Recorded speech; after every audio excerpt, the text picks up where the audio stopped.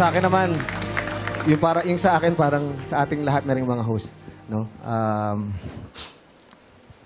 Ang hirap magpasaya kapag may pinagdadaanan ka. Pero nakakommit tayo rito sa Showtime. Hindi tayo pwedeng sumimangot, hindi tayo umiyak o malungkot. Kailangan pasayahin natin sila dahil yun ang trabaho natin, yun ang purpose natin. So, minsan talaga, yung problema, mabigat. Ako, guilty ako. Sobrang busy kong tao. Minsan hindi ko na nakakamusta yung pamilya ko.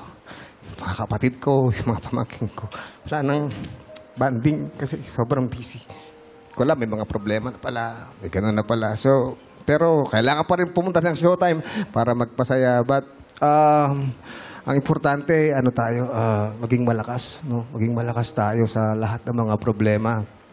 Kasi gaya ng sinabi ko, hindi lahat ng nakangiti, masaya. Yung pinakamalakas sa tingin mong malakas, yung pala mahina sa loob. So, ito po, hindi lang po ito performance. It's an advocacy. It's an advocacy dahil ngayong buwan ngayon ay sineselebrate ang World Mental Health Month.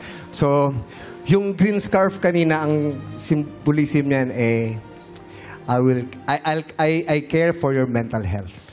So, yun po kaya ako binibigyan ng green scarf si Jackie at si Shan. So, gusto namin magpasalamat sa lahat ng mga kaibigan namin, mga artista, mga tao na nung tinawagan namin pumunta rito para paliwanag na naranasan talaga nila ang depression, stress, anxiety.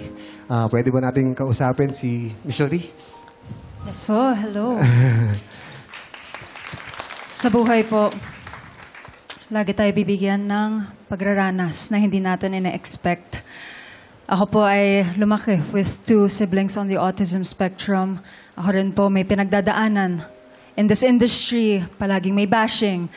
Palagi kang nasa-scrutinize. Pag nasa pageant stage ka, alam po natin yan na we are some of the most passionate fans. Pero hindi po ibig sabihin nun na hindi kami naapektuhan inside. Which is why mental health, autism acceptance, awareness, it's a lifelong mission for me. And kaya during this month, katulad po ng sinabi nyo, it is World Mental Health Awareness Month. Kaya it's so important now more than ever na we are expressing how important it is to stick together. Kasi lahat po tayo may pinagdadaanan and hindi po natin alam kung anong pinagdadaanan ng iba.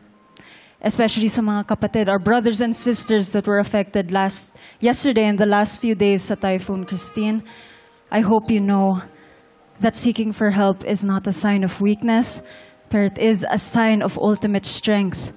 Because kakayanin natin ang lahat, basta alam nyo na hindi kayo nag-iisa. At laging may nakahanda na tumulong sa inyo. Life is hard, but life is also beautiful. And we just have to let others in. We have to let the light inside of us come out and shine through. Kasi Filipinas, napakaganda po natin. We just have to, thank you. We just have to stick together and we have to help each other through. Big or small, kaya po natin yan. Thank you, Michelle. Thank you.